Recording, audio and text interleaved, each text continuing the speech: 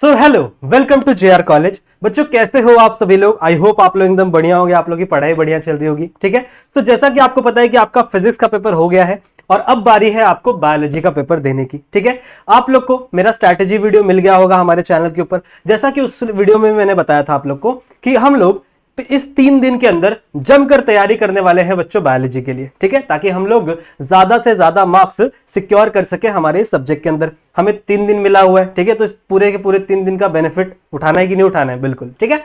सो देखो, जैसा मैंने तुम लोगों को बताया था कि इंपॉर्टेंट क्वेश्चंस आप लोग को मैं देने वाला हूं। सही है। सो आज से हम लोग उस चीज की शुरुआत कर रहे हैं।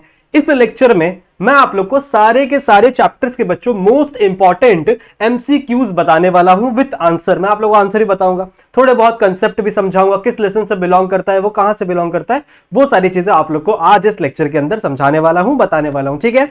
सो मेरे साथ बने रहना एंड तक।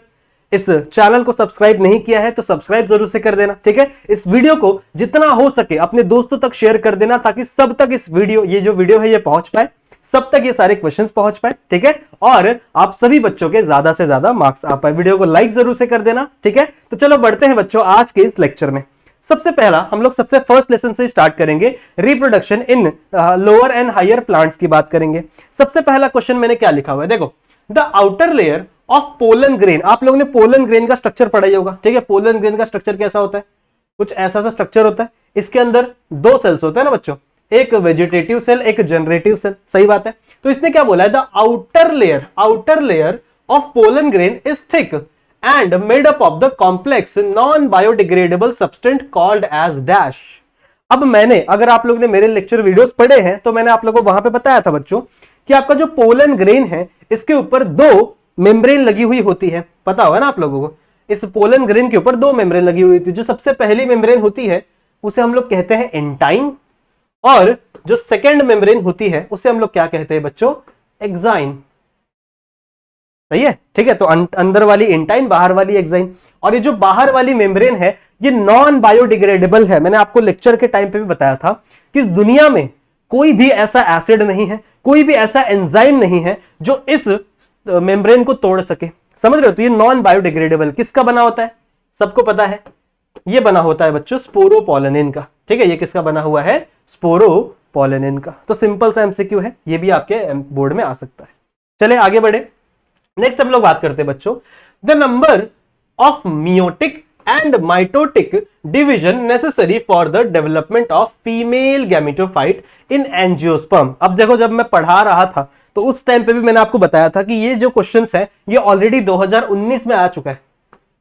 समझ रहे हो? 2019 में जो बोर्ड हुआ था उसमें आ चुका है ये क्वेश्चन, अगर आप देखोगे तो। ठीक है। और उस टाइम पे फीमेल का आया था, तो क्या पता इस बार मेल का आ जाए, मेल गैमेटोफाइट बनाने में क्या होता है। सही बात है। ठीक है। सो कितनी माइटोसिस और कितनी मियोसिस करनी पड़ती है आपके फीमेल गैमेटोफाइट को बनाने के लिए?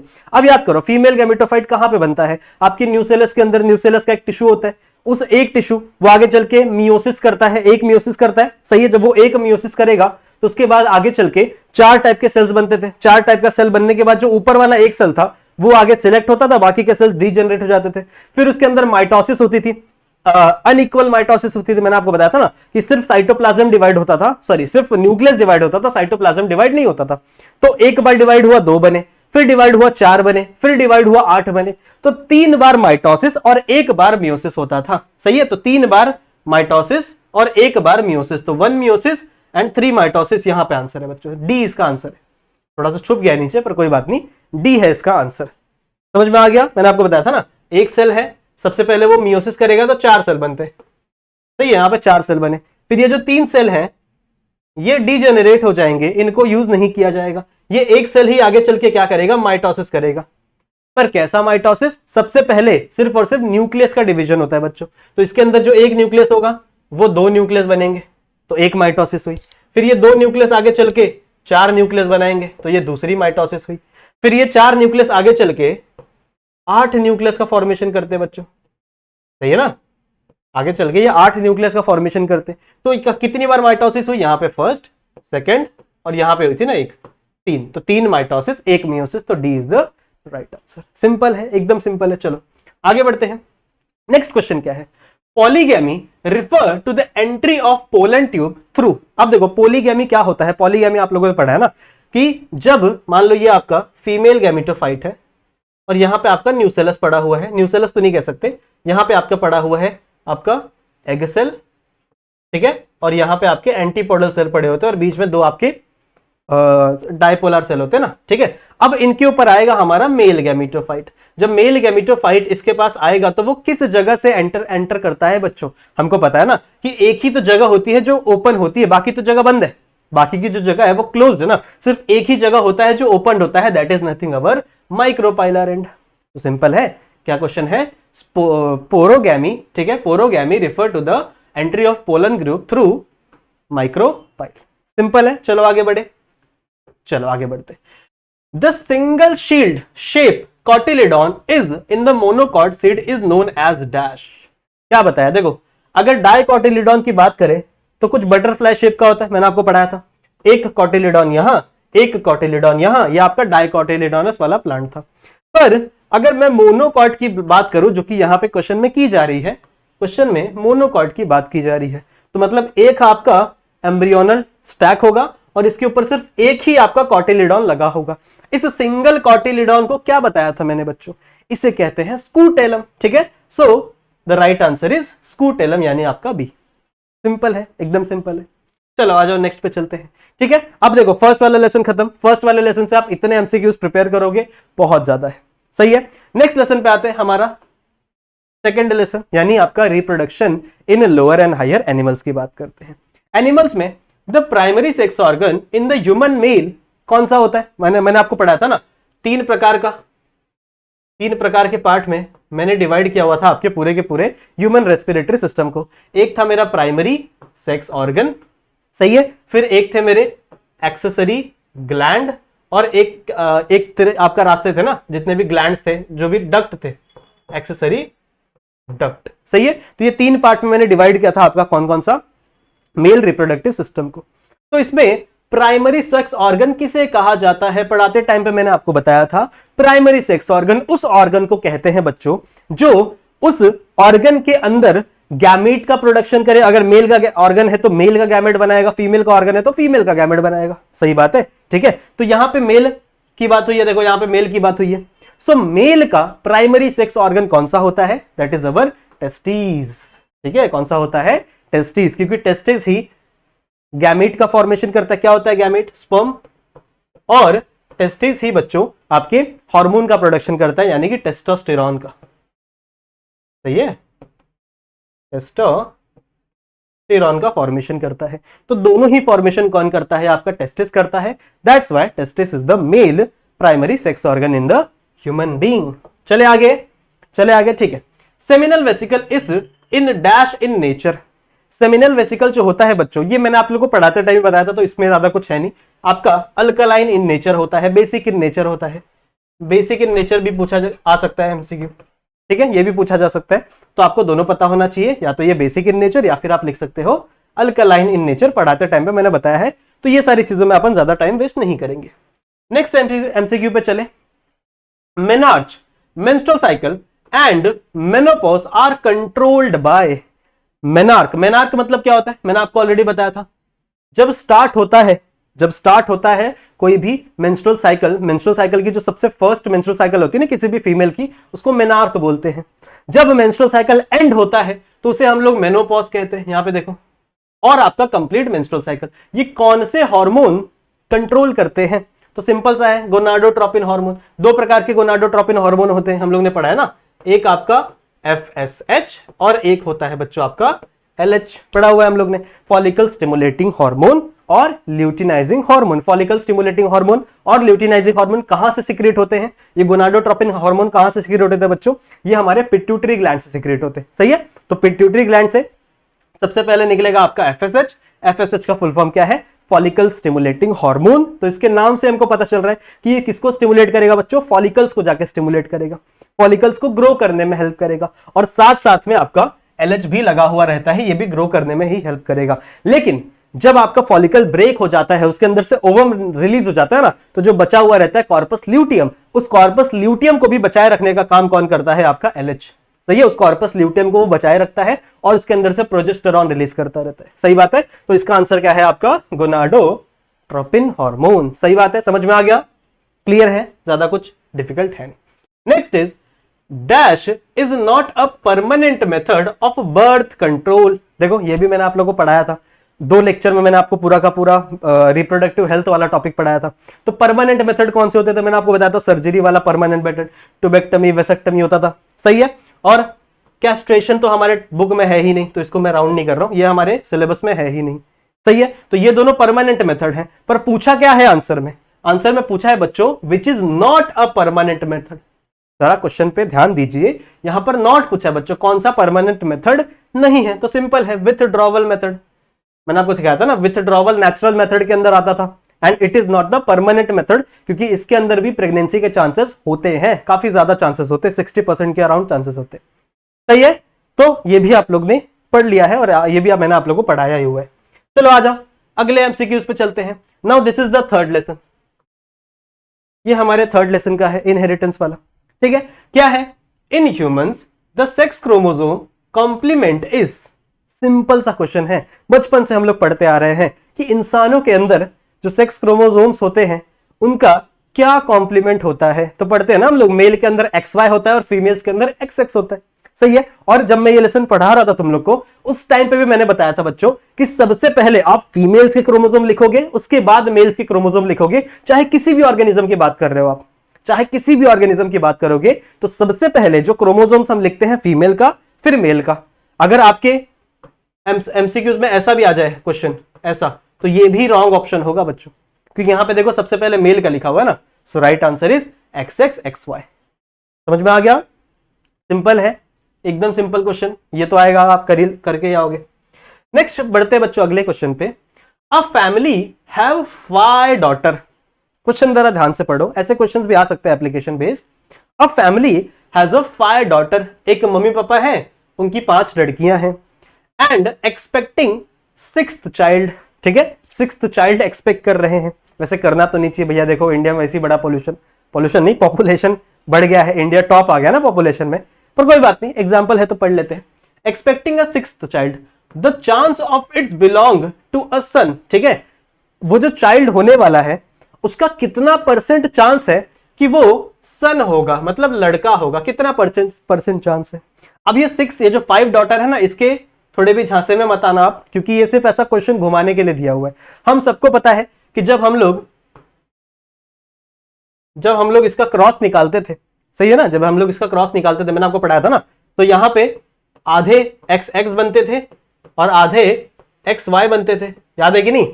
और उस टाइम पे मैंने आपको बताया था बच्चों कि ऑलमोस्ट कितना चांस होता है, 50-50% चांसेस होता है, या तो बॉय होगा या तो गर्ल होगी। सही है, तो इस क्वेश्चन के झांसे में मत आना, सिंपल सा लाइन है, दैट इज 50% चांस। समझ में आई बात, ठीक है, कितना चांस होगा, 50% चांस, या तो वो मेल हो सकता है या तो वो फीमेल हो सकती है, या तो वो बॉय होगा या तो गर्ल होगी। सही है, तो सिंपल सा क्वेश्चन है। चलो आगे बढ़ते हैं। विच of the following is the back cross. कौन सा, बताओ बैक क्रॉस क्या होता है। मैंने आपको बताया था, देखो बैक क्रॉस समझाया था, जब हम लोग F1 जनरेशन निकालते हैं। सही है, जैसे मान लो कैपिटल टी, इसको मैंने स्मॉल टी के साथ क्रॉस करवा दिया। सही है, तो ये मेरे पेरेंटल जनरेशन है। और जब मैंने F1 जनरेशन निकाला बच्चों, F1 जनरेशन निकाला, तो F1 जनरेशन क्या आएगी, हाइब्रिड आएगी, एक आएगा कैपिटल टी और एक आएगा स्मॉल टी। सही है, एक कैपिटल टी आएगा, एक स्मॉल टी आएगा। सही बात है। बैक क्रॉस मैंने आपको क्या पढ़ाया था, मैंने आपको बताया था बच्चों, ये जो F1 जनरेशन है, ये जो F1 जनरेशन है, इसे किसी भी पेरेंट के साथ वापस क्रॉस करवा दो, चाहे तो आप इसको इसके साथ क्रॉस करवा दो, चाहे तो आप इसको इसके साथ क्रॉस करवा दो। सही है, मतलब हम लोग देखो बैक जा रहे हैं, पीछे जा रहे हैं। सही है, हम लोग कैसे, देखो पहले इसका क्रॉस करवाए थे तो F1 जनरेशन मिली थी, अब हम F1 जनरेशन को ही पेरेंट जनरेशन से क्रॉस करवा रहे हैं। सही है, तो मतलब आपका कैपिटल टी स्मॉल टी, या तो कैपिटल टी से करवा दो क्रॉस, या तो स्मॉल टी से क्रॉस करवा दो। सही है, तो आओ ढूंढते हैं। F1 गलत भाई, F1 नहीं होता। F1 रिसेसिव पेरेंट गलत, F1 डोमिनेंट पेरेंट गलत, F1 और any parent, that is the right answer. ये है हमारा राइट आंसर। ठीक है, F1 जनरेशन रहेगा और कोई भी पेरेंट रहेगा, चाहे वो डोमिनेंट हो चाहे वो रिसेसिव हो, उससे फर्क नहीं पड़ता। आप किसी भी पेरेंट से अगर क्रॉस करवाओगे तो वो क्या कहलाएगा बच्चों, बैक क्रॉस कहलाएगा।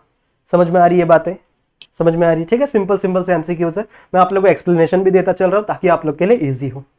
आगे बढ़ते चलो, next MCQs, find the odd one out. अब इसमें जरा ऑड वन आउट फाइंड करते हैं। हिस्टोन वाला है, एक है आपका H2A हिस्टोन, एक है आपका H3 हिस्टोन, एक है आपका H2B हिस्टोन और एक है H1 हिस्टोन। अब ये चारों ही हिस्टोन के प्रकार हैं, तो कैसे हम इसमें ऑड वन आउट करें।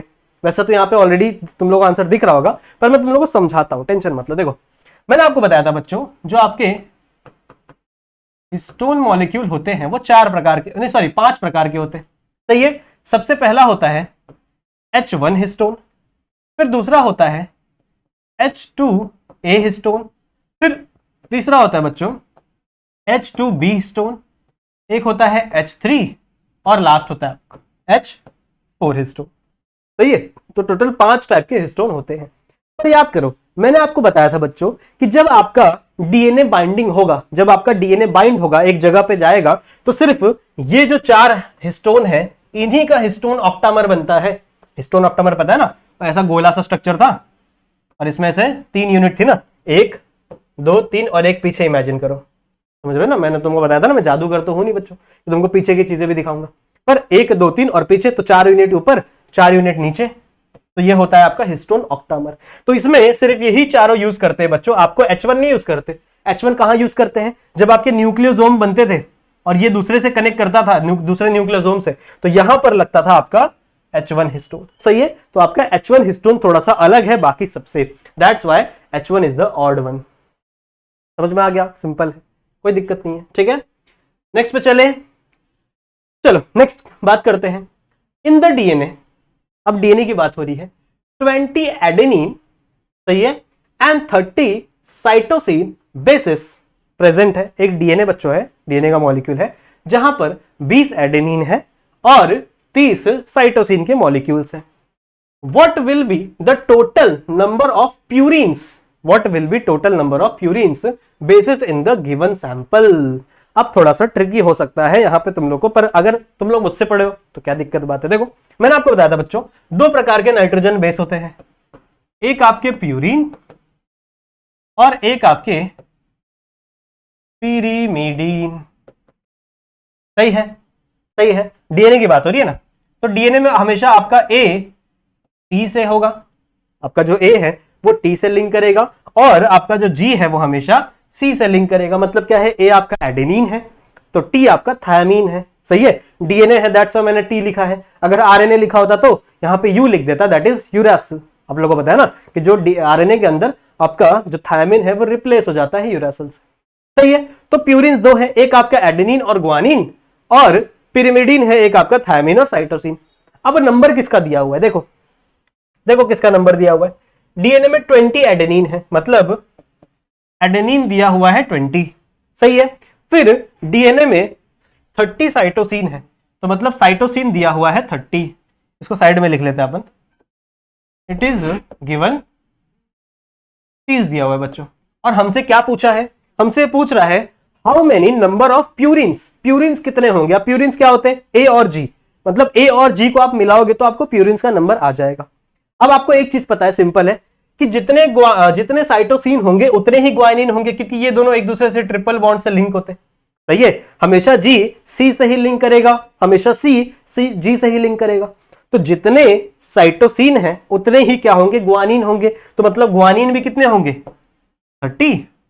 अब ऐड कर दो इन दोनों को, 20 और 30 कितना होता है बच्चों, 50 होता है। मेरी मैथ्स के अकॉर्डिंग तो मुझे लगता है कि इसका आंसर 50 आना चाहिए। The answer is 50। सही है, समझ में आया, एकदम सिंपल है, कुछ नहीं था, बस थोड़ा सा दिमाग लगाओ, डरना बिल्कुल भी नहीं ऐसे क्वेश्चन से। मुझे पता है ऐसे क्वेश्चन देख के ना डर जाते हैं बच्चे, यार प्यूरिन्स कहां से पूछ लिया, अब मैं इससे कहां से निकालूं। तो सिंपल सा अपना मैथ्स लगाओ कि आपका एडेनिन थायमीन के साथ लिंक करेगा, ग्वानिन साइटोसिन के साथ लिंक करेगा। तो जितने साइटोसिन है उतने ही ग्वानिन होंगे, ये रूल्स मैंने आपको पढ़ाए हैं। जितने थायमीन होंगे उतने ही एडेनिन होंगे। अगर मान लो आपको नंबर ऑफ पिरिमिडीन पूछ लेता तो आप क्या करते, सिंपल ना, थायमीन अगर एडेनिन 20 है तो थायमीन भी कितना होता, 20 होता।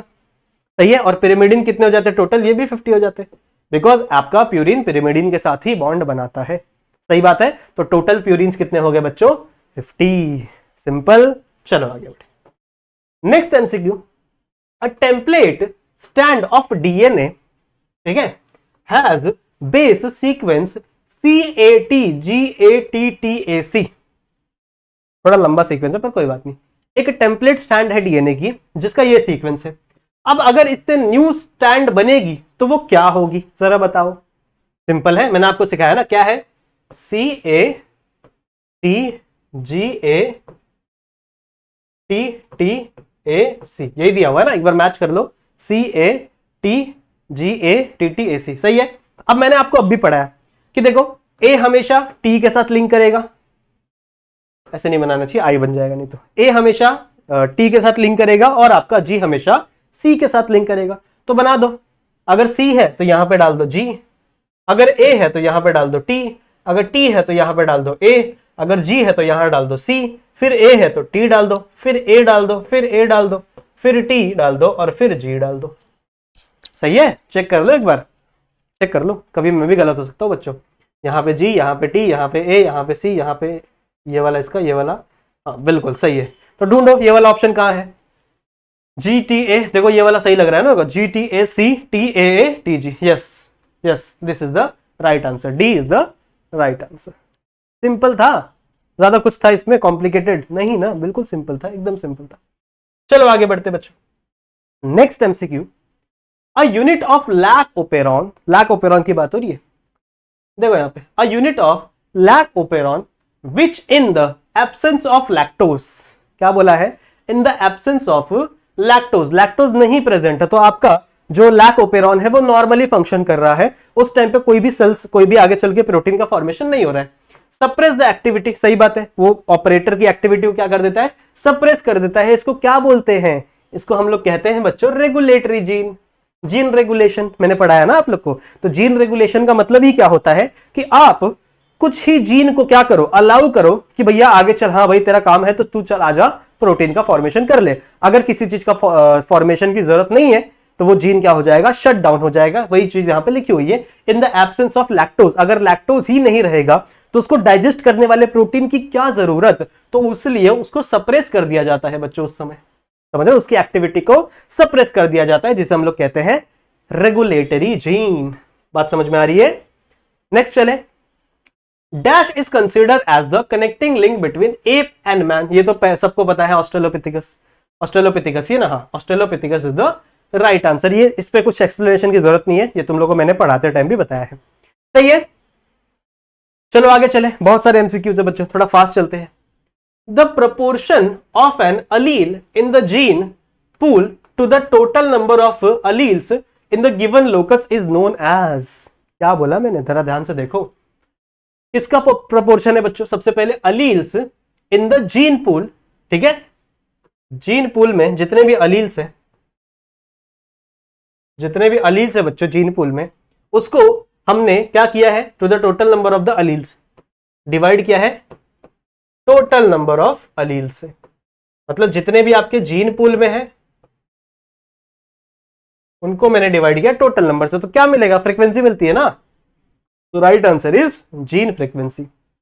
ये तो छोटे छोटे टॉपिक है, मैंने आपको पढ़ाया है, बहुत सारी चीजें पढ़ाई है, जीन फ्रीक्वेंसी, जेनेटिक ड्रिफ्ट, बड़ी सारी चीजें हैं वहां पे, तो आप लोग देख सकते हो। सही है, राइट है। चलो आगे बढ़ा जाए। Human are most closely related to, हम सबसे ज्यादा किस एनिमल से क्लोजली रिलेटेड है? तो हम ऑलमोस्ट 99.5% सिमिलर है चिंपैंजीज से, ये भी मैंने आपको बता दिया, क्योंकि हम 99.5 मतलब क्या है कि जैसा वो है हम वैसे भी है, नहीं ऐसा नहीं है। जितने प्रोटीन हमारे अंदर बनते, जो प्रोटीन मेरे अंदर बन रहा है, मेरे अंदर इंसुलिन बन रहा है, मेरे अंदर फलाना कोई भी प्रोटीन बन रहा है, वो सिमिलर है बच्चों 99.5%, मतलब 99.5% प्रोटीन जो मेरे अंदर बन रहे हैं ना, वही सेम प्रोटीन चिंपैंजीज के अंदर भी बन रहे हैं। सही है, तो वो मेरा भाई है, कौन? अपना चिंपैंजी। समझ में आ गया? सिंपल है। चलो नेक्स्ट लेसन पे चढ़े, ये हमारा 6th लेसन है। देखो इतने टाइम में हम लोग ने 5 लेसन ऑलरेडी कंप्लीट कर लिए। सही है, तो this is our 6th lesson. क्या नाम है? आप लोगों को पता है, plant water relation. Most plant cell and tissue constitute dash percentage of water, कितना वाटर आपके सेल्स के अंदर प्रेजेंट होता है? तो 90 to 95%। पढ़ाते टाइम भी मैंने बताया है कई बार, दैट इज 90 to 95% वाटर होता है आपके प्लांट्स के सेल के अंदर। सही बात है, सही बात है। चलो आगे बढ़ते। Water present in the form of dehydrated oxide of silica aluminium is called as dash. क्या कह रहा है कि जो आपका वाटर है बच्चों आपके सॉइल के अंदर, वो किससे किससे बाइंड है? सिलिका से बाइंड है, एल्यूमिनियम से बाइंड है, ठीक है, ऑक्साइड्स बनाए हैं उसके। तो इस वाटर को हम लोग क्या कहेंगे? कंबाइन है ना, तो कंबाइंड वाटर कहां गया? हाँ देखो, the right answer is combined water. Is that easy? बहुत इजी है, सही है। चलो आगे बढ़ते। In the zone of absorption epidermal cell form unicellular hair. क्या बोला मैंने? जब जहां पे एब्जॉर्प्शन होती है, जहां पे मैंने आपको बताया था ना कि 3 प्रकार की जोन होती है, एक एब्जॉर्प्शन की जोन, एक इलॉन्गेशन की जोन और एक जहां पे परमानेंट सेल बनते हैं ना, सही है, तो उसको हम लोग कहते हैं डिफरेंशिएशन हो रहा है वहां पे, सही है। तो 3 प्रकार की जोन होती है। यहां पे किस जोन की बात कर रही है बच्चों? ऐसे जोन की जहां पे एब्जॉर्प्शन हो रहा है। सो एब्जॉर्प्शन वाले जोन में बच्चों एक एपिडर्मल सेल, आपका जो एपिडर्मल सेल है वो इलॉन्ग हो जाता है, यूनिसेलुलर हेयर का फॉर्मेशन कर लेता है, इलॉन्ग हो जाता है, एक्सटेंशन बन जाते हैं। What does it known as? It is the root hair, ठीक है, it is the root hair. सही बात है, ठीक है, एकदम सिंपल है। ऐसा मत सोचना कि सर को आंसर पता है इसलिए सर बोल रहे कि सिंपल है, सिंपल, ऐसा नहीं है। देखो मैं तुम लोगों को एक्सप्लेनेशन भी दे रहा हूं साथ में। अगर ये आंसर यहाँ पे टिक नहीं होता, जो मैंने आप लोग के लिए टिक किया है, अगर यहाँ पे टिक नहीं होता फिर भी मैं तुम लोग को एक्सप्लेनेशन देके आंसर बता देता। समझ रहे हो? ठीक है, तो ये तुम लोग के लिए ही मैंने सारी चीजें की है। चलो आगे बढ़े, आगे बढ़े। द लैकोपेरॉन, आजा। Lac operon lactose act as a dash. किसकी तरह एक्ट करता है? इंड्यूसर की तरह एक्ट करता है। पहले आपको पता है लैक्टोज जब बॉडी में घुसता है तो वो क्या कर देता है? आपके जीन एक्सप्रेशन जो रुका हुआ है उसको वापस स्टार्ट कर देता है। So it is act like a inducer. चलो आगे बढ़ते हैं। In which of the following synthesis of DNA strand is not involved directly. क्या बोला है? ऐसी कौन सी सिंथेसिस की प्रोसेस है, ऐसे कौन से फॉर्मेशन की प्रोसेस है जहां पर आपका डीएनए डायरेक्टली नहीं आता, इनडायरेक्टली इन्वॉल्व है। डायरेक्टली इन्वॉल्व नहीं है, वो इनडायरेक्टली इन्वॉल्व है। वो है प्रोटीन सिंथेसिस। कैसे होता है प्रोटीन सिंथेसिस? देखो, मान लो this is the DNA strand, सही है, ये आपके डीएनए की स्टैंड है। अब क्या होता है बच्चों? डीएनए से सबसे पहले आगे चल के आरएनए का फॉर्मेशन होता है, सही है। इसे हम लोग क्या बोलते हैं? ट्रांसक्रिप्शन। लिख लेना आगे, this is the RNA and this is the DNA. और ये आरएनए आगे चल के बच्चों प्रोटीन सिंथेसिस करवाता है, सही है। ये आरएनए आगे चल के क्या करवाता है? प्रोटीन सिंथेसिस करवाता है। This is the protein. तो अगर हम लोग प्रोटीन की सिंथेसिस के देखें, प्रोटीन को बनने को देखें बच्चों, तो ये बन तो रहा है आरएनए से, पर यहां पर डीएनए भी थोड़ा सा इन्वॉल्व है, क्योंकि आरएनए बनाया किसने? डीएनए ने बनाया, सही है। तो प्रोटीन सिंथेसिस, कौन सा सिंथेसिस बच्चों? प्रोटीन सिंथेसिस में आपका जो डीएनए है वो इनडायरेक्टली इन्वॉल्व होता है, डायरेक्टली इन्वॉल्व नहीं होता, इनडायरेक्टली इन्वॉल्व होता है। सही बात है, सही बात है। आगे चले। Now find out the double ring compound. Double ring compound की बात करो। एक है यूरासिल, साइटोसिन, थायमिन और एडेनाइन। क्या होता है? देखो डबल रिंग कंपाउंड, मैंने आपको बताया 2 प्रकार के नाइट्रोजन बेस है। एक है आपका प्यूरीन और एक है आपका पिरिमिडीन, सही है। जब मैंने आप लोग को लेक्चर पढ़ाया था तो उस टाइम पे मैंने आपको बताया था बच्चों कि जिसका नाम बड़ा है उसका स्ट्रक्चर छोटा है, सही है, और जिसका नाम छोटा है उसका स्ट्रक्चर बड़ा है। मैंने आपको बताया था ना, जिसका नाम बड़ा है उसका स्ट्रक्चर छोटा है, याद करो, और जिसका नाम छोटा है उसका स्ट्रक्चर बड़ा है। तो मैंने आपको बताया था, देखो प्यूरिन्स का स्ट्रक्चर कैसे होता है? एक आपका हेक्सेन का स्ट्रक्चर होता है, ठीक है, इसमें ये बेंजीन भी हो सकती है, 6 मेंबर का, और एक आपका 5 मेंबर का स्ट्रक्चर होता है, सही है। तो एक 6 मेंबर की रिंग और एक 5 मेंबर की रिंग बनी होती है किसके अंदर? प्यूरिन्स के अंदर। प्यूरिन की रिंग ऐसी होती है।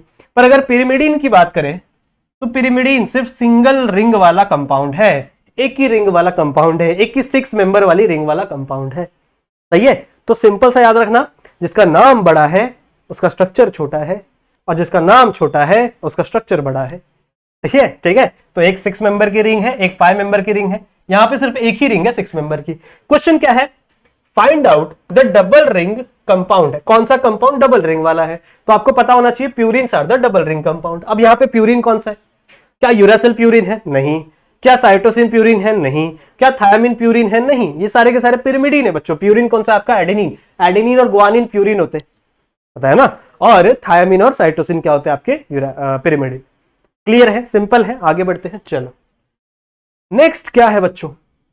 व्हाट हैपेंड, क्या हुआ, क्या होगा व्हेन हीट किल्ड एस्ट्रेन। अब देखो थोड़े से ना क्वेश्चन मिक्स हो गए, तो मुझे माफ कर देना। अभी आप लोगों ने देखा था कि 6th वाला चालू हो गया था सर, अब आप बोल रहे हो तो 4th लेसन का है, तो थोड़े से क्वेश्चन मिक्स्ड अप हो गए, पर कोई बात नहीं, बायोलॉजी का पेपर ही दे रहा है ना, तो चलो पढ़ लो। What happened when the heat killed a strain along with the live R strain were injected into the mice। ये एक्सपेरिमेंट है। किसका एक्सपेरिमेंट है? ग्रिफिथ का एक्सपेरिमेंट है। लेसन नंबर 4th में पहले ही 1-2 पेज में दिया हुआ ना ग्रिफिथ का एक्सपेरिमेंट। ग्रिफिथ एक्सपेरिमेंट में क्या करता था वो? उसने एक माइस लिया था, एक चूहा लिया था। चूहा कैसे बना है? कैसे बना है चूहा? यार मेरे को नहीं आता चूहा बनाने, चलो छोड़ो, जाने दो, छोड़ो जाने दो, माइस लिख देते हैं हम लोग, ठीक है। सबसे पहले इसने क्या किया था? 2 स्ट्रेन लिया था, एक आर स्ट्रेन और एक एस स्ट्रेन। एस स्ट्रेन खतरनाक था, आर स्ट्रेन खतरनाक नहीं था। जब वो एस स्ट्रेन डालता था तो बैक्टीरिया मर जाता था, माइस आपका मर जाता था। जब वो आर स्ट्रेन डालता था तो माइस को कुछ नहीं होता था, सही है।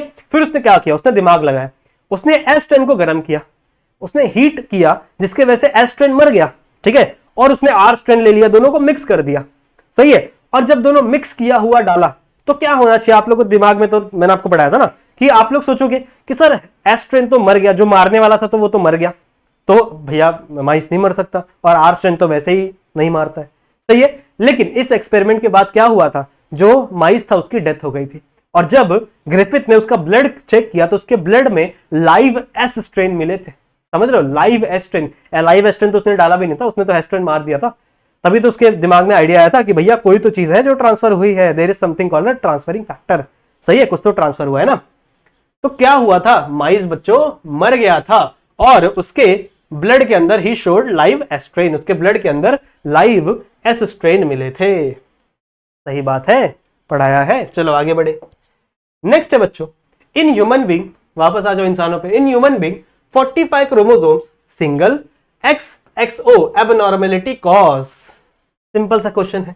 देखो 45 क्रोमोसोम, टोटल कितने होते हैं? 46 क्रोमोसोम, लेकिन एक क्रोमोसोम कम हो गया है, एक X हो गया है और एक XO आ गया है। XO मतलब क्या है? खाली स्पेस। O कोई नया क्रोमोसोम नहीं है, O का मतलब होता है खाली स्पेस। तो कौन सा सिंड्रोम होता है? Turner syndrome. पढ़ाया है, बहुत बार पढ़ाया है, सही है। ये भी आपके 3rd लेसन में ही है। चलो आगे बढ़ते हैं, ठीक है। 3 principle of Mendelian, 3 principle of Mendelian कौन कौन से थे? एक डोमिनेंट वाला था, एक इंडिपेंडेंट असॉर्टमेंट वाला था, सही है, और एक सेग्रीगेशन वाला था। 3 याद है ना तुम लोग को? तो देखो ये है डोमिनेंट वाला, सेग्रीगेशन वाला और एक इंडिपेंडेंट असॉर्टमेंट वाला। So A is the right answer. Simple simple सी चीजें यार, मैंने तुम लोग को पढ़ाई भी है ऑलरेडी, सब कुछ एकदम। अगर तुम लोग मेरे साथ जुड़े हुए हो ना, तो ये सब तो तुम लोग के लिए बाएं हाथ का खेल है, सही है ना। चलेगा, आगे बढ़े, बढ़ते चलते हैं फटाफट। How many pairs of testis are present in the human being. देखो ये क्वेश्चन है, ये क्वेश्चन बोर्ड में आ चुका है, और ये पढ़ाते हुए भी मैंने तुमको बताया था कि हाउ मेनी पेयर्स ऑफ, देखो क्वेश्चन क्या पूछा गया है? How many pairs of testis are present in the human being. दिमाग में बच्चों क्या रहता है कि भैया कितने टेस्टिस होते हैं? 2 टेस्टिस होते हैं, 2 टिक करके आ जाते हैं। But the question is pair, how many pair, कितना पेयर होता है बच्चों? 1 पेयर। कितना? 1 पेयर। पेयर का मतलब होता है जोड़ी, तो 1 मतलब 1 पेयर मतलब 2, सही है। तो कभी भी 2 पेयर टिक करके मत आ जाना, चलेगा, सही है। ये भी गलत होगा ना, only 1 testis, only 1 ovary. Ovary कहां से आ गया मेरे को भी नहीं समझ में आ रहा यहाँ पे। चलो आगे चलते। The average period of pregnancy in the human last for dash days, ठीक है। तो 9 मंथ की प्रेगनेंसी होती है, हम लोग ने पढ़ा है, पर डेज में काउंट करोगे तो 266 डेज होते हैं। याद कर लेना, कोई दिक्कत की बात नहीं, 266 डेज होते हैं आपके यहाँ पे, बराबर। आगे बढ़े, फटाफट चलते, चलो। Sporoderm is a male is made up of, ठीक है। जो आपका स्पोरोडर्म है वो किसका बना होता है? सिंपल है, एक्साइन और एंटाइन। देखो फिर से हम लोग पोलन ग्रेन पे आ गए, थोड़ा ऊपर नीचे हो गए पीडीएफ पर, कोई बात नहीं। मैंने आपको बताया था ना, ये आपका है पोलन ग्रेन। पोलन ग्रेन में 2 सेल, एक ऊपर आपके वेजिटेटिव, अंदर आपका जनरेटिव। तो इसके बाहर 2 मेम्ब्रेन होती है, दोनों का अपन स्पोरोडर्म बोलते हैं। सो आपका made up of intine and exine. बात समझ में आई? Next, cell wall is dash. देखो ये लेसन ज्यादातर बिलोंग करता है आपके, ये जो क्वेश्चन है ये 7th लेसन से बिलोंग करता है, सही है। वहां पे क्या है, सेल वॉल इज, कैसा है सेल वॉल? सेल वॉल बच्चों आपका फ्रीली परमिएबल है। मैंने आपको पढ़ाया था ना कि जब हम लोग इम्बाइबेशन कर रहे थे तो इम्बाइबेशन के टाइम पे क्या होता था, जितना भी वाटर है वो सेल वॉल अपने अंदर बोलता था जाओ भाई आराम से, ठीक है। तो जिसकी वजह से जो आपका सेल है वो इम्बाइब हो जाता था, फूल जाता था, सही है। तो cell wall is freely permeable, सही बात है। अगर यहीं पे क्वेश्चन आता सेल मेम्ब्रेन का, तो अगर सेल मेम्ब्रेन का क्वेश्चन आता तो कि भैया बताओ सेल मेम्ब्रेन क्या है, क्या ये फ्रीली परमिएबल है क्या? नहीं, आप कहोगे cell membrane is selectively permeable. Cell membrane क्या है बच्चों? सिलेक्टिवली परमिएबल है। सेल वॉल क्या है? Freely permeable. Cell membrane is selectively permeable, मतलब वो कुछ चीजों को ही अलाउ करती है पास होने के लिए, बाकी सारी चीजों को अलाउ नहीं करती। चलो आगे बढ़ते। आगे क्या है बच्चों, gibberellin. Gibberellin are synthesized from, gibberellin किससे बनता है? मेल्वोनिक एसिड से। सिंपल है, ये तो बताने की जरूरत है, इसमें कुछ एक्सप्लेनेशन की भी जरूरत नहीं है, सिंपल सिंपल सी चीजें हैं। चलो आ जाओ next. In human respiration chemical energy is release in the form of dash, ठीक है। मैंने आपको पढ़ाया ना 4 प्रकार के रेस्पिरेशन होते हैं, एक आपका ब्रीदिंग, एक आपका एक्सटर्नल, फिर इंटरनल और फिर सेलुलर। जो सेलुलर रेस्पिरेशन होता है कहां पे होता है? सेल्स के अंदर होता है। होता क्या है वहां पे, जो आपका ग्लूकोज का मॉलिक्यूल है जब वो ऑक्सीजन के साथ रिएक्ट करता है तो वहां पे CO2 बनता है, वाटर बनता है और एनर्जी का प्रोडक्शन होता है। एनर्जी किस फॉर्म में होती है? ATP के फॉर्म में, सही है। तो इन द फॉर्म ऑफ ATP। ये जो ADS2 तो कुछ होता नहीं है भाई, NADS2 होता है, FADS2 होता है, वही दोनों आगे चल के इलेक्ट्रॉन ट्रांसफर चेन रिएक्शन में ATP सिंथेसाइज करते हैं। चलो आगे बढ़ा जाए। Alveoli provide the surface area of exchange, ठीक है। एल्वियोलाई जो है कहां प्रेजेंट होता है? आपके लंग्स में प्रेजेंट होते हैं, ठीक है। तो जो आपका एल्वियोलाई है बच्चों, वो किसके एक्सचेंज में हेल्प करता है? अब आपके लंग्स के अंदर है, लंग्स के अंदर क्या जा रही है? ऑक्सीजन जा रहा है, कार्बन डाइऑक्साइड जा रहा है, फिर एल्वियोलाई क्या कर रहा है? उस ऑक्सीजन को ब्लड के अंदर डाल दे रहा है, ब्लड का जो CO2 है वो वापस ले रहा है लंग्स के अंदर और वापस उसको रिलीज कर दे रहा है। सो एक्सचेंज किसका हो रहा है? गैसेस का एक्सचेंज हो रहा है। Very good, exchange of gases, food का, एंजाइम का, ये तो अजीब ही बात है ना। चलो आगे बढ़ते हैं। द मूवमेंट ऑफ डायफ्राम, किसका मूवमेंट है? डायफ्राम का, इंटरकोस्टल मसल का, ठीक है। एक्चुअली ये एक्सटर्नल इंटरकोस्टल होती है। 2 प्रकार के इंटरकोस्टल मसल भी होते हैं ना, जैसे ये आपके रिब्स है, ये आपके रिब्स है, तो रिब्स पे एक इंटरकोस्टल बाहर लगी है, एक इंटरकोस्टल अंदर लगी है, पढ़ाया था ना मैंने आपको। मान लो ये आपके 2 रिब्स है, ठीक है, सपोज ये रिब्स है, तो एक मसल बाहर की साइड लगी रहती है, एक मसल अंदर के साइड लगी रहती है। जो बाहर के साइड लगी है वो एक्सटर्नल इंटरकोस्टल और जो अंदर के साइड लगी है वो इंटरनल इंटरकोस्टल, सही है। तो किसका कॉन्ट्रैक्शन होता है? एक आपके डायफ्राम का, एक आपके एक्सटर्नल इंटरकोस्टल का। जब क्या होता है आपका जब दोनों आपके कॉन्ट्रैक्ट होते हैं तो उस टाइम पे क्या होता है बच्चों? रेस्पिरेशन होती है। मैंने पढ़ाया था ना आपको, जब ये कॉन्ट्रैक्ट होते हैं, सही है, जब ये कॉन्ट्रैक्ट होते हैं तो आपका जो थोरैसिक चेंबर है उसका साइज इंक्रीज हो जाता है, सही है, उसका साइज क्या हो जाता है? इंक्रीज हो जाता है। फिर बॉयल्स लॉ, सिंपल सा, एरिया बढ़ रहा है तो प्रेशर कम हो रहा है, अंदर का प्रेशर कम, बाहर का प्रेशर ज्यादा, तो बाहर की हवा अंदर के साइड जाएगी, सिंपल सी बात। तो रेस्पिरेशन होता है, सिंपल है। आगे बढ़े, चलो। The free edge of cuspid wall, अब देखो हार्ट की बात हो रही है, यहां से थोड़ी सी बातें सीरियस हो रही हैं। The free edges of cuspid valve and attach to the papillary muscle, ठीक है, पैपिलरी मसल्स होती है ना ऐसे से हार्ट के अंदर, is by fibres are called as. अब ये पैपिलरी मसल्स एक फाइबर से कनेक्टेड होते हैं बच्चों। जैसे मान लो यहां पे अच्छे से थोड़ा बनाते हैं, अगर आपने हार्ट का डायग्राम देखा है, कुछ ऐसा हार्ट का डायग्राम होता है, सही है। यहां पे होती है आपके पैपिलरी मसल्स, सही, यहां पे होता है आपका पैपिलरी मसल, और मान लो ये आपका एट्रियम है, तो एट्रियम में नीचे यहाँ पे ऐसे 2 वॉल्व्स होती है। वॉल्व आपने पढ़ा है ना, वॉल्व मतलब क्या होता है? छेद होते हैं, जहां से आपका ब्लड है वो नीचे की साइड आता है। अब आपको पता होगा कि इस वॉल्व पे, ध्यान से सुनो, इस वॉल्व पे यहां से ऐसे कुछ स्ट्रक्चर्स लगे हुए रहते हैं, इसको डिफरेंट कलर से बनाते हैं थोड़ा सा।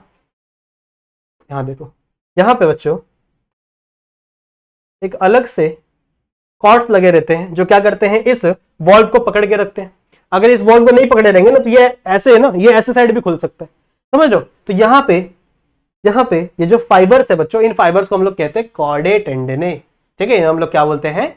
कॉर्डे, आजा, हाँ, कॉर्डे टेंडने, सही, ये पढ़ाया तुम लोग को मैंने, सही है। चलो आज आगे बढ़ते, नेक्स्ट क्वेश्चन आ जाओ। चलो, the resting potential of the neuron. अब हम लोग 9th लेसन पे आ गए हैं, जंप कर दिए हैं, कंट्रोल एंड कोऑर्डिनेशन की बात हो रही है। तो द रेस्टिंग पोटेंशियल मैंने आपको पढ़ाया ना, एक रेस्टिंग पोटेंशियल होता है, एक थ्रेशोल्ड पोटेंशियल होता है, सही है। उसके बाद थ्रेशोल्ड पोटेंशियल से आपका जो पोटेंशियल है वो एकदम से हाई राइज करने लगता है, डीपोलराइजेशन, रीपोलराइजेशन, याद है। तो जो एक सेल होता है बच्चों जो रेस्ट कर रहा है, जिसके अंदर कोई भी मूवमेंट नहीं हो रही है, तो इसका रेस्टिंग पोटेंशियल कितना होता है, -70 मिली वोल्ट।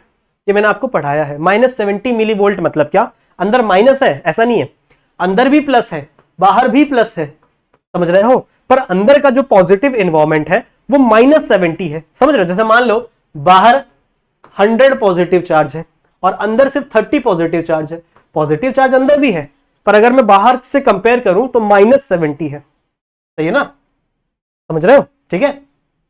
तो कितना होता है बच्चों, -70 मिली वोल्ट। क्लियर है, आगे बढ़े। विच of the following is a disease in is communicable. ऐसी कौन सी बीमारी है जो कम्युनिकेबल है, एक से दूसरे को फैल सकती है, दूसरे से तीसरे को, तीसरे से फैल सकती है। ऑप्शन देखो, ऑप्शन में पता चलेगा। ये हम लोग ने पढ़ा नहीं है। डायबिटीज नहीं फैलती भैया, ये भी नहीं फैलता, सिर्फ फैलता है आपका मलेरिया, ठीक है। तो जिस भी पर्सन को मलेरिया हुआ होगा 2 दिन के लिए उससे दूर रहना थोड़ा सा, वरना आपको भी हो सकता है, बिकॉज मलेरिया इज कम्युनिकेबल। बात समझ में आई, आगे बढ़े। The person preparing for a food, सही है, is an unhygienic place, can be major source of spread of disease. अब याद करो, मैंने तुम लोगों को पढ़ाया था ना, जब मैं पढ़ा रहा था तब मैं तुम लोगों को बता रहा था कि आप लोग बाहर जाके समोसा खाते, बहुत ज्यादा समोसा खाते हैं, जिसकी वजह से उनको हो जाता है टाइफॉइड। ऐसा क्यों हो रहा है टाइफॉइड, क्योंकि टाइफॉइड के अंदर क्या है, जर्म्स है, बैक्टीरिया, ठीक है, उसके बैक्टीरिया है सैल्मोनेला टाइफाई, जिसकी वजह से आपका टाइफॉइड होता है। सही बात है। तो अगर कोई पर्सन है जो खाना खा रहा है एक अनहाइजेनिक प्लेस पे, तो उसको टाइफॉइड हो सकता है। कैंसर तो नहीं होगा, निमोनिया भी नहीं होगा क्योंकि निमोनिया का वायरस अलग होता है, सिफेलिस भी नहीं होगा, तो आपका typhoid is the right answer. आगे चले। Species of dash involve in the cheese formation. Cheese formation से कौन सी स्पीशीज इन्वॉल्व होती है, पेनिसिलियम। इजी पीजी, बहुत इजी। चलो आगे बढ़े। एस्परजिलस टाइगर is use to prepare vitamin. कौन सा विटामिन बनाता है, विटामिन सी बनाता है। बच्चों को पता है, सबको पता है कि आपका जो एस्परजिलस टाइगर है वो क्या बनाता है बच्चों, विटामिन सी बनाता है। कहां है विटामिन सी, ये है, राइट, सिंपल है, फटाफट। चलो आगे बढ़ते हैं। सैक्रोमाइसिस सर्वेसी। सैक्रोमाइसिस सर्वेसी क्या होता है, क्या करता है, यूज टू प्रोड्यूस, क्या प्रोड्यूस करता है, इन्वर्टेज बनाता है, सिंपल सा एंजाइम बनाता है, इन्वर्टेज। ये तो हम लोग ने बचपन से पढ़ा है, बचपन से नहीं मतलब जब मैंने आपको पढ़ाया था तब मैंने आपको बताया था कि इन्वर्टेज जो एंजाइम है वो कौन बनाता है, आपका सैक्रोमाइसिस सर्वेसी। बात समझ में आ गई, आगे बढ़ते हैं। कुछ एमसीक्यूज और बचे, फिर अपना लेक्चर हो जाएगा। इंडियन कर्ड, हमारी जो दही है उसमें कौन सा बैक्टीरिया होता है, prepared by the inoculant milk with, कौन सा बैक्टीरिया होता है, लैक्टोबैसिलस एसिडोफिलस।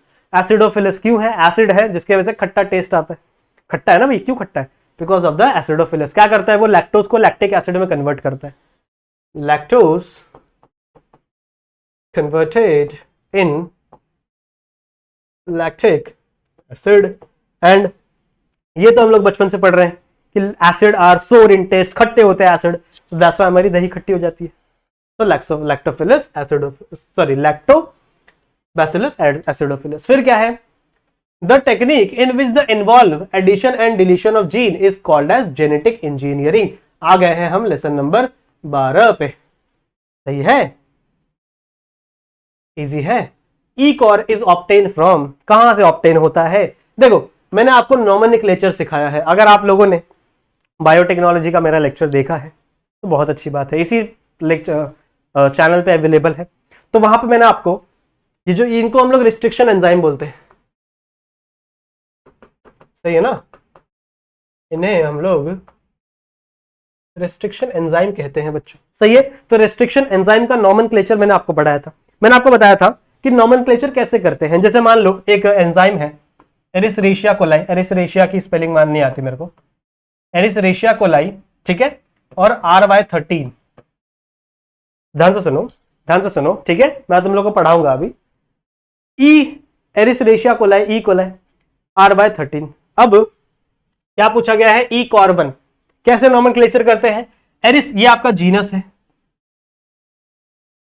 ये आपका स्पीशीज है, जैसे लिखते हैं, हाँ ये आपका स्पीशीज है, ठीक है। और ये जो RY13 है ये कोई स्ट्रेन होता है। स्ट्रेन मतलब पता है, कोई कलरिंग एजेंट। बैक्टीरिया तो हमको दिखते नहीं ना, बैक्टीरिया आपको हाथ पे दिख रहेगा नहीं, लेकिन आपके हाथ पे बैक्टीरिया हो सकते हैं, तो वो कैसे दिखेंगे, उनको उनके ऊपर आप कलर डालोगे, जब कलर डालोगे तो वो कलरफुल दिखने लगते हैं, सही है। तो एक स्ट्रेन से वो स्ट्रेन हो जाते हैं। तो इसका पूरा नाम क्या है, एरिस्ट्रेशिया कोलाई RY13। अब नाम कैसे रखना है, जीनस का ले लो ई, स्पीशीज का ले लो 2 वर्ड, एक CO ले लो, सही है। यहां से ले लो आपका R, जो आपका स्ट्रेन है उसका R ले लो, और यहां पे एक नंबर लगा देते हैं, जैसे 1 लगा लो। 1 मतलब क्या है बच्चों, ये आपका आइसोलेशन का ऑर्डर है कि इसके अंदर से किस नंबर पे कौन सा एंजाइम आइसोलेट किया गया है। अगर फर्स्ट आइसोलेट किया है किसी बैक्टीरिया से तो वो पहला एंजाइम, उसके आगे 1 लगाओगे, ऑर्डर ऑफ आइसोलेशन है, सही है। तो यहां पे क्या है, ई कॉर 1, यही मैंने लिखा है, ई कॉर 1 किससे मिलता है, एरिस्ट्रेशिया कोलाई RY13। देखो यहां पे स्पेलिंग दी हुई है, सही है। तो एरिस्ट्रेशिया कोलाई RY13 आपका क्या देगा, ई कॉर 1 देगा। बड़ी सिंपल सी चीज है। नेक्स्ट आ जाओ, पॉलीमरेज चेन रिएक्शन, पीसीआर। ठीक है, polymerase chain reaction is most useful, किसके लिए यूजफुल करते हैं, इसे करते हैं हम लोग बच्चों डीएनए के नंबर बढ़ाने के लिए। डीएनए का नंबर बढ़ा दो, बहुत ज्यादा बढ़ा दो, बहुत ज्यादा बढ़ा दो, सही है। आप लोगों को याद होगा जब कोविड चल रहा था तो एक टेस्ट होता था RT-PCR, सुना है RT-PCR। इसमें PCR का मतलब क्या होता है, देखो अगर आपको कोविड हुआ है तो कोविड ने जो वायरस है उसने क्या डाला है, अपना जेनेटिक मटेरियल डाला है आपके बॉडी के अंदर, सही है। तो उस जेनेटिक मटेरियल को हम लोग क्या करेंगे, बढ़ाएंगे, मल्टीप्लाई करेंगे with the help of PCR। पर दिक्कत एक बात है बच्चों की, जो आपका PCR है ना वो सिर्फ डीएनए ही डिटेक्ट कर सकता है, वो सिर्फ डीएनए को ही क्या कर सकता है, मल्टीप्लाई कर सकता है। पर जो आपका कोविड है वो वायरस है, वायरस के पास डीएनए नहीं होता, वायरस के पास आरएनए होता है, सही है। तो आरएनए को आई एम सॉरी, एक सेकंड में पानी पी लो, ज्यादा ही बोल दिया ना कुछ।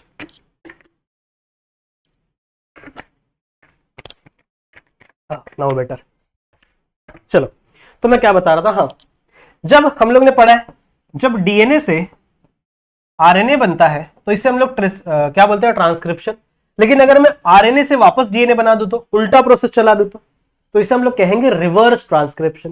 तो रिवर्स ट्रांसक्रिप्शन का मतलब ही होता है आरटी, सही है। तो रिवर्स ट्रांसक्रिप्शन करेंगे सबसे पहले हम लोग, मतलब हम लोग आरएनए से डीएनए बनाएंगे और फिर उस डीएनए का हम लोग पीसीआर निकालेंगे, जिससे हम लोग डिटेक्ट करेंगे कि हमारे अंदर कोविड है या नहीं, सही है। सो किसका काम आता है, डीएनए एम्प्लीफिकेशन का, सिंपल इजी। डीएनए एम्प्लीफिकेशन का, डीएनए सिंथेसिस नहीं करता भाई, वो प्रोटीन सिंथेसिस नहीं करता भाई, वो डिटेक्ट क्या है, सिलेक्टिव रेप्लिकेशन ऑफ डीएनए, नहीं रेप्लिकेशन नहीं करना अपने को सिर्फ एम्प्लीफिकेशन करना है, बढ़ाना है, नंबर बढ़ा देना है, सही है। सेम डीएनए का नंबर बढ़ा देना है। आगे चले, इन transgenic crops substance provitamin A obtain. Provitamin A किससे आता है, इसका प्रिकर्सर कौन है बच्चों, बीटा कैरोटीन, सही है, बीटा कैरोटीन। और बीटा कैरोटीन ही आगे चले क्या बनाता है, प्रोविटामिन ए। गोल्डन राइस पढ़ा था, गोल्डन राइस के अंदर हम लोग ने क्या किया था, बीटा कैरोटीन का नंबर बढ़ा दिया था, जिसके वजह से गोल्डन राइस आपका विटामिन ए ज्यादा मिलता था ना। और गोल्डन राइस को हम लोग गोल्डन क्यों बोलते हैं, क्योंकि आपका जो आपका जो बीटा कैरोटीन है ना, इसका कलर येलो होता है, बीटा कैरोटीन का कलर ही येलो होता है। तो जब अगर बीटा कैरोटीन का नंबर बढ़ जाएगा, क्वांटिटी बढ़ जाएगा राइस के अंदर, तो हम लोग कैसा दिखेगा, वो येलोइश दिखेगा, दैट्स व्हाई हम उसे गोल्डन राइस बोलते हैं, सही है। सो कहां है, हाँ राइस, सही आंसर है। समझा भी रहा हूं मैं आप लोग को समझ में भी आ रहा होगा। चलो आगे बढ़े फटाफट फटाफट। नेक्स्ट है बच्चों, the BT cotton is a transgenic plant. BT refers to, कई बार मैंने आपको कहानी सुनाई है, बीटी का मतलब होता है बैसिलस थैरेंगनिस। कहां गया, हाँ इसमें 2 ऑप्शन और होने चाहिए थे पर मैंने घपला मार दिया, नेक्स्ट पेज में आ ही नहीं रहा था वो, कोई बात नहीं, राइट तो आंसर आपको मिल गया ना, बैसिलस थैरेंगनिस। बोल्ड कॉटन नहीं भाई, बैसिलस थैरेंगनिस, बिकॉज ये एक बैक्टीरिया होता है ना जिसके पास क्राइजीन होता है, क्राइजीन से क्राई प्रोटीन बनाते हैं, याद है, पढ़ा है। चलो आगे बढ़े। As association of individual of different species living in a same habitat and having a functional interaction is called as dash. आगे हम लोग 13 लेसन पे, sorry we are at 13th of lesson, सही है। क्या बोल रहा है, association of individual of different species, 2 species है, एक आपकी स्पीशीज ए है, एक आपकी स्पीशीज बी है, सही है। और दोनों एक दूसरे से क्या कर रही हैं, कम्युनिकेट कर रही हैं, दोनों एक दूसरे से बातें कर रही हैं। समझे, जैसे डॉग है और मैं हूं, तो मैं उससे बातें कर रहा हूं, भाई क्या हाल चाल है, वो बोल रहा है भाई एकदम बढ़िया, मजा है, ठीक है, सही है। तो उसको सेम हैबिटाट में रहते हैं और फंक्शनल इंटरैक्शन, इन दोनों के बीच में फंक्शनल इंटरैक्शन हो रही है, तो उसे हम लोग कम्युनिटी बोलते हैं या फिर बायोटिक कम्युनिटी कह सकते हैं। पढ़ा है ना मैंने तुम लोग को, देखो ये मैंने तुम लोग को पढ़ाया है, मुझे याद है कई बार पढ़ाया है। मैंने तुमको बताया था सबसे पहला सेल होता है, सेल से टिश्यू बनता है, सही है, टिश्यू से ऑर्गन बनता है, ऑर्गन से ऑर्गन सिस्टम बनता है। देख लो भाई, कुछ अलग नहीं लिख रहा हूं, ऑर्गन सिस्टम से ऑर्गेनिज्म बनता है, फिर बहुत सारे ऑर्गेनिज्म सेम स्पीशीज के पॉपुलेशन बनता है, फिर बहुत सारी पॉपुलेशन इंटरैक्शन करेगी, कम्युनिटी बनेगी, फिर कम्युनिटी इंटरैक्शन करेगी नॉन बायोटिक चीज के साथ, तो क्या बनता है, इकोसिस्टम बनता है। सही है, ठीक है, तो ये सब मैंने आपको पढ़ाया है ना, ये सब मैंने आपको पढ़ाया ना। तो यहाँ पे क्वेश्चन क्या है, क्वेश्चन है भैया दो अलग अलग स्पीशीज इंटरैक्शन कर रही है, दो अलग अलग पॉपुलेशन इंटरैक्शन कर रही है, तो क्या बनाएंगी, कम्युनिटी बनाएंगी। पॉपुलेशन मतलब क्या होता है, सेम स्पीशीज पॉपुलेशन, अलग अलग स्पीशीज कम्युनिटी। अगर बायोटिक और ए बायोटिक के बीच में भी इंटरैक्शन हो रहा है तो ecosystem. Let's jump in biotechnology. देखो वापस हम बायोटेक्नोलॉजी पे आ गए। जीएमओ रिफर्स टू, जीएमओ का मतलब क्या होता है, जीएमओ का मतलब होता है सिंपल सा जेनेटिकली मॉडिफाइड ऑर्गेनिज्म, ऐसा ऑर्गेनिज्म जिसका हम लोग ने जेनेटिक मॉडिफाई कर दिया है, उसके जीन के अंदर कोई चेंजेस ला दिए हैं, that is the genetically modified organism. बात समझ में आ गई, और कुछ ध्यान में नहीं रखना है। नेक्स्ट क्या है बच्चों, द एंजाइम रिस्ट्रिक्शन एंडोन्यूक्लियेज क्या काम करता है। देखो रिस्ट्रिक्शन का मतलब होता है रोकना, एंडोन्यूक्लियेज जहां पे भी आपको न्यूक्लियेज लास्ट में एएससी दिख रहा है, इसका मतलब होना काटना। किसको काटेगा, ये न्यूक्लिक एसिड को काटेगा। कौन से न्यूक्लिक एसिड होते हैं, डीएनए और आरएनए, तो डीएनए और आरएनए को काटने वाला है ये, पर ये एंडो काटेगा, मतलब मान लो ये आपका डीएनए है, ये आपका डीएनए है, तो बीच से काटेगा, कहीं यहां से काट दिया, कहीं यहां से काट दिया, साइड साइड से नहीं काटेगा। इसका फंक्शन क्या है, ये डबल बॉन्डेड डीएनए को कट कर देता है, तो वही लिखा हुआ है यहां पे, it cut the double stand of DNA. सही है, it cut the double stands of DNA, एकदम सिंपल। नेक्स्ट बच्चों, the community is defined as, देखो वही क्वेश्चन वापस आ गया, इंटरैक्शन बिटवीन पॉपुलेशन। ये देखो, ये देखो, कुछ अलग नहीं बताया, पॉपुलेशन इंटरैक्ट करेंगे कम्युनिटी बनेगी, तो इंटरैक्शन बिटवीन कहां गया, इंटरैक्शन बिटवीन कम्युनिटी क्या है, इंटरैक्शन बिटवीन पॉपुलेशन, एकदम सिंपल। बात समझ में आ रही है, चलो आगे बढ़े। अ कैटल इग्रेट, सही है, एंड अ ग्रेजिंग कैटल क्या होता है, देखो ऐसी कैटल होती है, कैसा होता है मुंह उसका,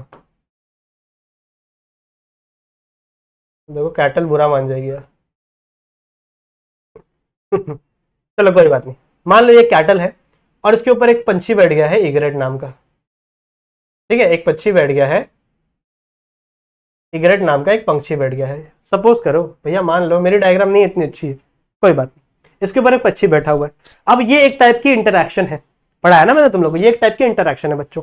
कैसी इंटरैक्शन है, यहां पर ये पक्षी को बहुत ज्यादा फायदा है, पॉजिटिव इंटरैक्शन। इसके लिए क्या फायदा है, देखो, हाँ ये पक्षी के लिए पॉजिटिव इंटरैक्शन है। क्या फायदा है कि जब ये जो बफेलो है, ये जो कैटल है, जब ये घास खाएगी तो घास के अंदर जो बैक्टीरिया छुपे हुए हैं, जो कीड़े छुपे हुए हैं, बैक्टीरिया नहीं, जो कीड़े छुपे हुए हैं, वो यहां वहां भागने लगेंगे, तो इसको दिख जाएगा और ये फटाक से उन कीड़ों को खा लेगी, तो इसके लिए तो पॉजिटिव इंटरैक्शन है। पर इस कैटल को क्या जरूरत है, इस कैटल का कोई फायदा हो रहेगा इससे, नहीं, इसकी इंटरैक्शन है बच्चों न्यूट्रल, जीरो से दिखाते हैं ना, तो इसकी इंटरैक्शन क्या है, न्यूट्रल। तो एक पॉजिटिव इंटरैक्शन, एक न्यूट्रल इंटरैक्शन, क्या बोलते हैं, कमेंसलिज्म।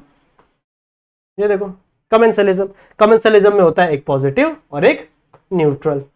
म्यूटेशन, अरे म्यूचुअलिज्म में क्या होता है, म्यूटेशन बोल रहा हूं, पॉजिटिव पॉजिटिव, दोनों का पॉजिटिव पॉजिटिव, दोनों का फायदा है।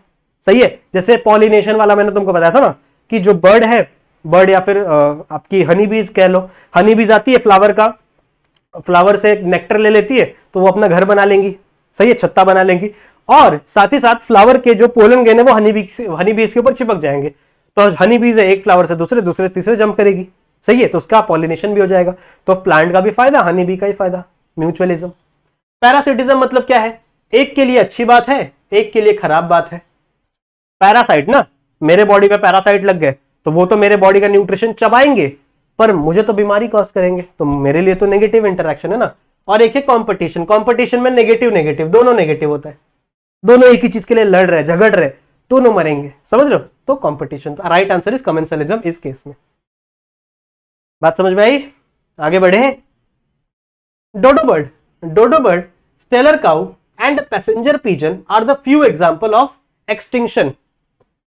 डोडो बर्ड, पैसेंजर पिजन, तुमको पता है पैसेंजर पिजन इतनी ज्यादा थी पहले के टाइम पे, आज के मान लो 50-60 साल पहले इतनी ज्यादा थी पैसेंजर पिजन कि ऐसा माना जाता है ना कि जब पैसेंजर पिजन का झुंड उड़ता था ना तो रात हो जाती थी, अंधेरा हो जाता था, इतनी ज्यादा झुंड रहती थी, मतलब एक्चुअल में रात नहीं होती थी पर वो सन की लाइट को पूरा छुपा देते थे, इतने ज्यादा झुंड में होते थे पैसेंजर पिजन। पर हमने क्या किया, हमने उनका ओवर एक्सप्लॉयटेशन किया। पढ़ाते टाइम भी बताया था मैंने, ओवर एक्सप्लॉयटेशन, ज्यादा ही पकड़ने लगे, ज्यादा ही मारने लगा, तो जिसकी वजह से वो एक्सटिंक्ट हो गए बच्चों। इसी तरीके से डोडो बर्ड भी है, छोटी सी बर्ड होती है, और इसी तरीके से स्टेलर सी काऊ, ये रशिया में मिलता था, अली रसिया, ठीक है, रशिया में मिलता था ये स्टेलर सी काऊ और पैसेंजर पिजन। तो ये किसकी वजह से हुए बच्चों? Over exploitation. अभी मैंने बताया ना ओवर एक्सप्लॉयटेशन। ओवर एक्सप्लॉयटेशन मतलब क्या, ज्यादा खाओ आप किसी को, ज्यादा पकड़ो, जैसे मछलियां भी ओवर एक्सप्लॉयटेशन का शिकार हो रही हैं धीरे धीरे। सही है, चलो आगे बढ़ते हैं। All types of ecological succession whether the land और water always reach climax community. सारे के सारे कहां तक पहुंचेंगे? सारे के सारे अपर ऊपर तक पहुंचेंगे ना, और ऊपर होती है क्लाइमैक्स कम्युनिटी। तो कोई भी इकोलॉजिकल सक्सेशन हो, कुछ भी हो, सारा का सारा कहां रीच करेगा? क्लाइमैक्स कम्युनिटी पे। एकदम simple. India boats a how ठीक है लिखा हैंडसम शेयर, थोड़ा शायद कुछ गलत है, कोई बात नहीं। इंडिया का कितना शेयर है मैं तुम लोगों को समझाता हूं। कितना शेयर है बच्चों? Total biodiversity wealth in the earth, मतलब इस अर्थ में जितनी भी बायोडाइवर्सिटी है उसमें से इंडिया का कितना शेयर है, कितना शेयर इंडिया के पास है? तो 8.1 है। ये देखो यहां पे लिखा हुआ है 8.1 is the share of India. India के पास 8.1 बायोडाइवर्सिटी है पूरे दुनिया की। ऑल्दो मैंने बताया था ना 2.3% लैंड है और 8.1% बायोडाइवर्सिटी है, बहुत गर्व की बात है हमारे लिए, पर इसको एक्सप्लॉइट ना किया जाए तो ही बढ़िया है। आगे बढ़े। The growth of new grass and shrubs in the patch of the forest burn down to the forest fire is an example of secondary succession. ये भी पढ़ाया हुआ है, एकदम सिंपल है, सेकेंडरी सक्सेशन कहते हैं इसे, कुछ समझाने की इसमें चीजें नहीं है, सब पढ़ाई है मैंने आप लोग को। Regional local variation with each biome leads the formation of variety of dash. क्या बोल रहा है? हर अलग अलग बायोम में, चाहे वो रीजनल हो चाहे वो लोकल वेरिएशन हो, कुछ भी वेरिएशन आ रहा है किसी भी बायोम में, तो वो क्या लीड करेगा? हैबिटाट चेंज करेगा उसका। हैबिटाट मतलब जगह रहने की। बात समझ में आई? The number of death under the ideal condition is known as absolute mortality. Simple है, मोर्टेलिटी को एम से रिप्रेजेंट करते हैं ना? नहीं, मोर्टेलिटी को रिप्रेजेंट नहीं करते। मोर्टेलिटी का मतलब होता है डेथ, और डेथ को हम लोग डी से रिप्रेजेंट करते हैं। कंफ्यूज मत करो मेरे को बच्चों, ठीक है? So the number of death under the ideal condition is known as absolute mortality. आगे बढ़े।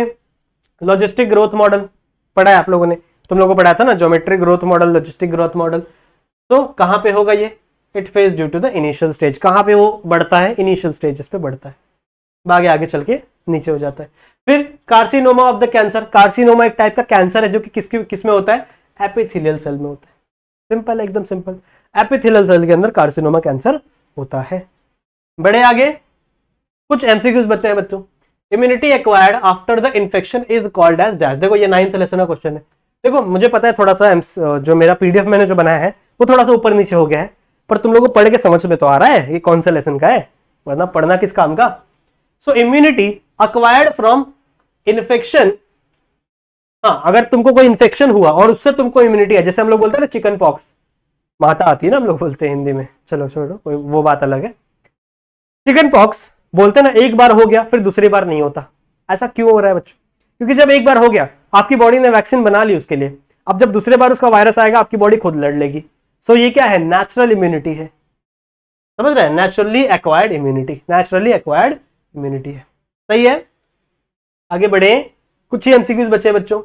डीजेनरेशन ऑफ डोपामीन प्रोड्यूस, ये बहुत इंपॉर्टेंट है, ये बहुत इंपॉर्टेंट है,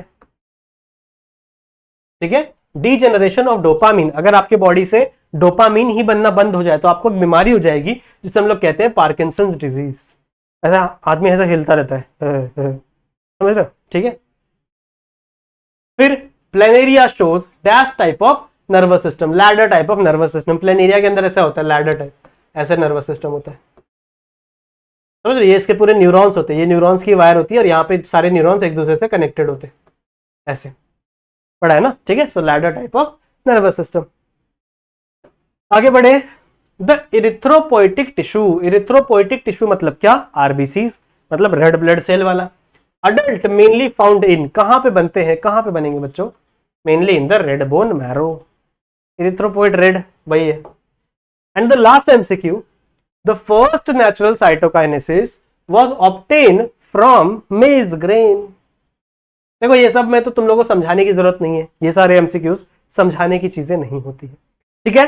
तो टोटल में, इन टोटल मैंने आप लोग को बच्चों 66 एमसीक्यूज कराए इस लेक्चर के अंदर, 66 एमसीक्यूज मैंने आप लोगों को कराए, ठीक है। सो आई होप ये लेक्चर थोड़ा सा बड़ा है, ठीक है, आई नो ये लेक्चर थोड़ा सा बड़ा है, बट आई होप आप लोगों को ये चीजें समझ में आई होंगी, मजा आया होगा आज इस लेक्चर में। इस वीडियो को शेयर करना है अपने सारे दोस्तों तक, ज्यादा से ज्यादा लाइक रखना, ज्यादा से ज्यादा कमेंट करना, आपको वीडियो कैसा लगा है, पसंद आया है। अगर आपको इंपॉर्टेंट क्वेश्चंस जैसे 1 मार्क के क्वेश्चन, 2 मार्क्स के क्वेश्चन, बड़े क्वेश्चंस हैं, ठीक है, वो भी इंपॉर्टेंट क्वेश्चंस चाहिए अगर आप लोग को, तो कमेंट करके जरूर से बताना मुझे, ठीक है। जितना ज्यादा से ज्यादा कमेंट होगा फिर हम अपनी वीडियोस को लाते रहेंगे और आप लोग को देते रहेंगे, ठीक है। लाइव सेशन भी होगा आप लोग के लिए, क्योंकि ऑलमोस्ट 3 दिन है हमारे पास, तो लाइव सेशन भी हम लोग करेंगे आप सबके लिए, जहां पे हम लोग पूरा का पूरा चैप्टर ही आपसे रिवाइज करवा देंगे, ताकि आप कुछ भूलो ही ना लास्ट मोमेंट पे और सब कुछ आप एग्जाम में लिख कर आओ, सही है। सो आई होप आप लोग को मजा आया होगा बच्चों। कोई भी डाउट होगा अगर आप लोग को तो आप लोग इंस्टाग्राम पे आ जाना मेरे, सही है, ये आईडी है, कोई डाउट होता है तो पूछ लेना आके, डाउट अपने मन में ना रखें कृपया, सही है, क्योंकि डाउट होगा, क्या पता उसी डाउट से कोई क्वेश्चन आ गया बोर्ड में तो क्या करोगे, तब तो सोचोगे ना कि यार काश पूछ लेता सर से, ये क्वेश्चन अटेंड हो जाता और मार्क्स मिल जाते, सही है। तो डाउट मत रखो, क्लियर रखो अपने दिमाग को, अपने सब्जेक्ट को, ठीक है। सारी चीजें देखते रहो, आप लोग के लिए इंपॉर्टेंट क्वेश्चंस के भी वीडियोस आएंगे, सारी चीजें होंगी, लाइव भी होगा आप लोग के लिए, टेंशन मत लो, ठीक है। तो 3 दिन का बेहतरीन तरीके से यूटिलाइज करेंगे हम लोग, ओके। सो आई होप आप लोगों को मजा आया होगा। लेक्चर को ज्यादा लंबा नहीं करते हैं, यहीं पे खत्म करते हैं अपनी इस वीडियो को। आई होप आप लोगों को मजा आया होगा, ठीक है। सो पढ़ते रहो, तब तक के लिए फिर मिलते हैं हम लोग, कीप स्टडिंग।